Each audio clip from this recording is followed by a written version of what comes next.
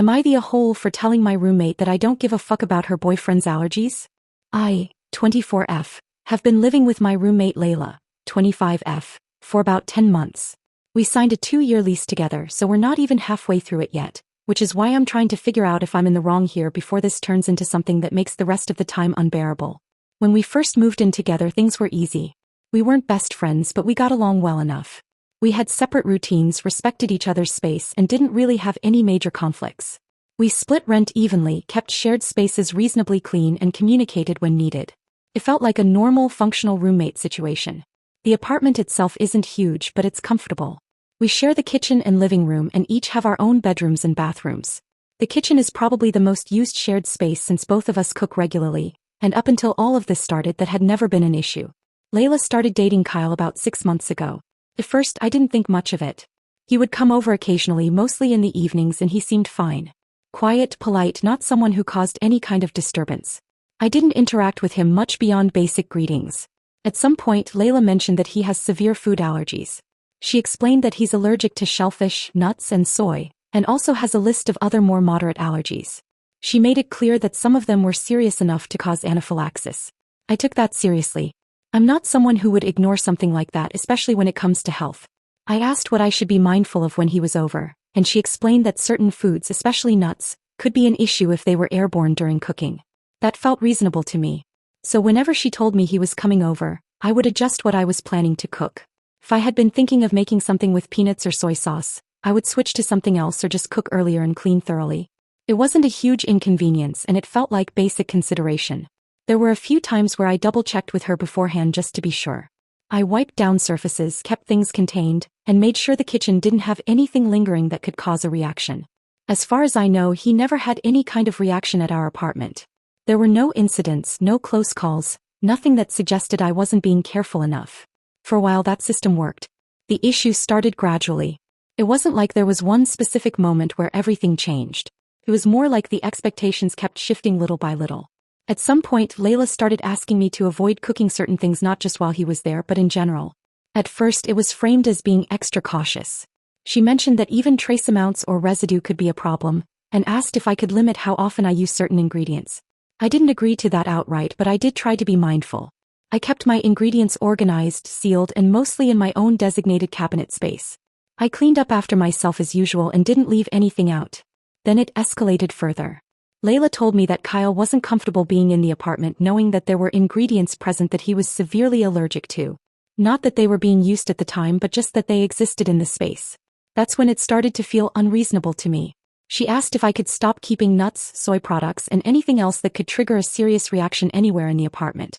That included things in sealed containers stored away in cabinets that he didn't even use. I told her no. I explained that I was willing to accommodate when he was actually there, which I had already been doing, but I wasn't going to change my entire diet or what I kept in my own home for someone who doesn't live there. That didn't go over well. After that, it became a recurring argument.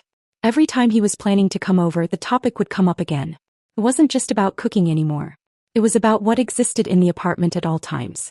They both started pushing the idea that even having those ingredients in the apartment was dangerous. The way they framed it made it sound like I was actively putting him at risk just by not removing everything. I pointed out that he wasn't interacting with my food, wasn't going through my cabinets, and that everything was sealed and stored properly. There was no actual exposure happening. They didn't agree. At one point, Layla went through the kitchen and pointed out items she thought should be removed. Things like peanut butter, sauces with soy, packaged snacks, and anything that listed allergens on the label. It wasn't just a suggestion anymore. It felt like she was trying to take control over what I was allowed to have in a space I pay for. That's when I started getting frustrated. I stopped engaging in long discussions about it because it felt like we were going in circles. My position stayed the same. I would accommodate when he was physically present, but I wasn't going to restructure my entire kitchen permanently. The tension built up over time. It wasn't constant fighting, but there was an underlying issue that never really went away. Conversations became shorter, more pointed, and usually ended with neither of us satisfied. The situation finally came to a head during one of those conversations. It had already been brought up multiple times and I was tired of repeating the same points. They were both there, and it turned into another back and forth about how serious his allergies are and how dangerous it is for those ingredients to even be in the apartment. That's when I snapped. I told them that I don't give a fuck about his allergies in the context of what they were asking from me. Not in the sense that I don't think allergies are serious, but in the sense that I'm not going to let it control what I'm allowed to have in my own living space. I made it clear that I'm willing to accommodate him to a reasonable extent, which I already had been doing, but I don't care if the contents of my cabinet make him uncomfortable. He doesn't need to be near my things, and I'm not responsible for eliminating every possible source of risk in an apartment he doesn't live in. That didn't help the situation. They reacted strongly to that, accusing me of being selfish and acting like I was putting his life at risk. The way they described it made it sound like I was going to cause a medical emergency just by refusing to remove sealed food from the kitchen. They said I was going to kill him with my attitude, which felt like a huge exaggeration. After that, things basically shut down. Layla stopped talking to me unless it was absolutely necessary. There's been no normal conversation, no attempt to resolve anything, just silence and distance. The apartment feels tense now in a way it didn't before. I feel a little bad about how I said it. I know I could have worded things better, and I do understand that allergies can be very serious. That part isn't something I'm dismissing. At the same time, I still think they're overextending boundaries by trying to dictate what I can and can't have in my own home, especially when it affects my diet and daily routine. I've tried to be reasonable from the beginning, and it feels like the expectations just kept growing past what's fair. Now I'm stuck in a situation where we still have a significant amount of time left on the lease, and I don't know if I handled it wrong or if this was inevitable. Layla isn't speaking to me at all right now, and I feel a little bad now because I do understand how serious allergies are, but I also think they're overextending boundaries by telling me what I can or can't eat when he's not even here. Update. I sat down with Layla a few days after my initial post and had a proper conversation with her about everything that had been building up. Up until that point, most of our discussions had been short, tense, and reactive. This time I wanted to lay things out clearly and make sure there wasn't any confusion about where I stood or why I felt the way I did. I explained to her in detail why I thought her and Kyle's request wasn't reasonable. I didn't go into it emotionally, just laid out the practical side of things that had been bothering me from the beginning. A big part of it came down to how I eat. I rely a lot on plant-based foods, and nuts and soy make up a large portion of my regular meals. It's not just occasional use, it's a consistent part of how I plan my groceries and cook at home. Taking those out wouldn't be a small adjustment. It would mean changing the way I eat entirely, and that comes with both inconvenience and cost. Replacing those protein sources would push me toward buying more animal products, which are more expensive and not something I particularly want to rely on. I brought up the financial side of that because it didn't feel fair that I would be expected to take on that extra cost for someone who doesn't live there. There wasn't a clear answer to that, and it just reinforced how one-sided the request felt. Another concern I brought up was that I didn't trust that it would stop at nuts and soy. The situation had already escalated from reasonable accommodations to something much bigger. At the beginning, I had been careful when he was coming over, avoided certain foods while he was there, and made sure everything was cleaned and safe.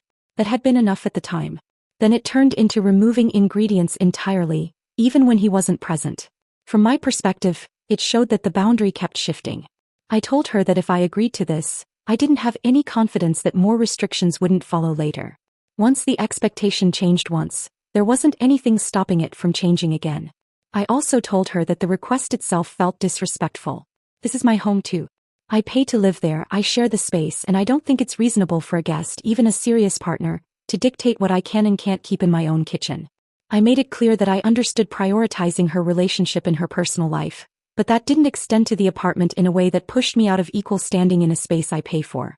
After laying all of that out, I told her where my line was. I said I would continue doing what I had already been doing, which was avoiding cooking with his serious allergens when he was there or about to come over. I was willing to keep that level of accommodation in place because it felt fair and manageable. But beyond that, I wasn't going to change what I bought, stored, or ate on a day-to-day basis. That didn't go over well. The conversation didn't stay calm for long. She brushed off most of what I said and treated it like I was overcomplicating something simple.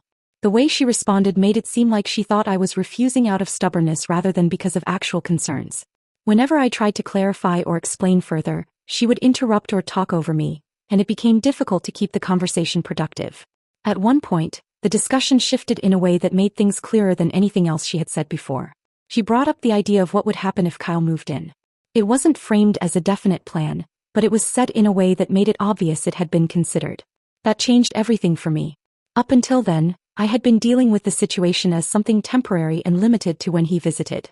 Hearing that made it feel like the expectations weren't just about accommodating a guest anymore, but about setting up the apartment for him as a permanent presence. I told her immediately that wasn't happening. I didn't leave room for discussion on that point.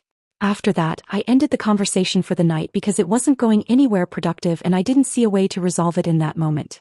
Things didn't improve after that. For nearly 2 weeks we kept circling back to the same argument. It would come up in different ways at different times, but the core issue stayed the same. Once everything had been said out loud, it didn't just fade away. If anything, it became more frequent. There wasn't much normal interaction during that time. We weren't yelling constantly, but the atmosphere in the apartment felt tense and uncomfortable. Conversations were either about this issue or avoided entirely. It reached a point where it was clear that neither of us was going to change our position. That's when I started thinking about options I hadn't wanted to consider before.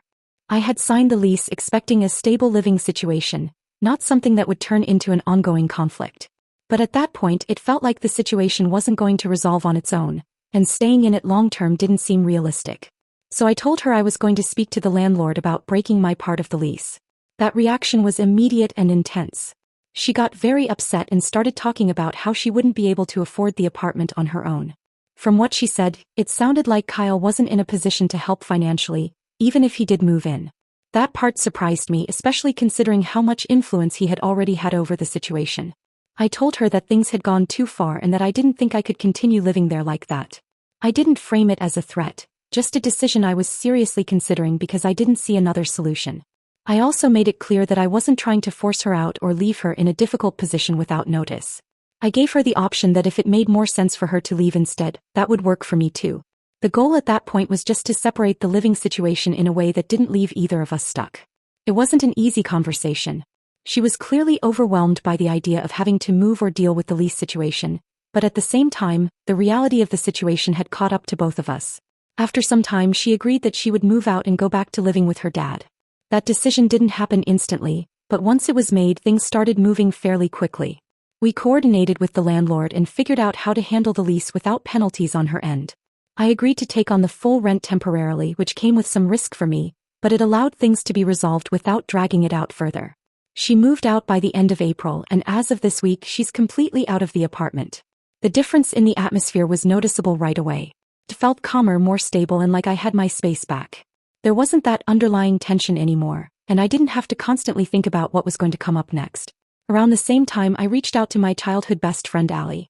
She had been talking for a long time about moving to my city but never fully committed to it. When I told her I had an open room available and that it was affordable if she moved soon, it ended up being the push she needed to actually go through with it. The timing worked out in a way that helped both of us. She's still in the process of wrapping things up in our home state, but she's already committed and even sent me her portion of July's rent. That gave me some breathing room financially while I cover things on my own in the meantime. It's a bit tight right now, but it's manageable. I knew going into it that taking on the full rent temporarily would be a stretch, but it felt worth it to get out of the situation I was in. I'm looking forward to having her move in. We've known each other since we were kids and we're used to sharing space in a way that feels easy. Cooking has always been something we did together, so going back to that will be a nice change from everything that's happened over the past few months.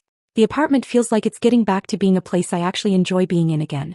On top of that, I'll finally be able to get a cat, which is something I had put off before because of the uncertainty with the living situation. It's a small thing, but it adds to the sense that things are settling into something better. The last couple of months were rough, and the situation escalated more than I expected it to. But now that it's resolved, I feel a lot better about where things are heading.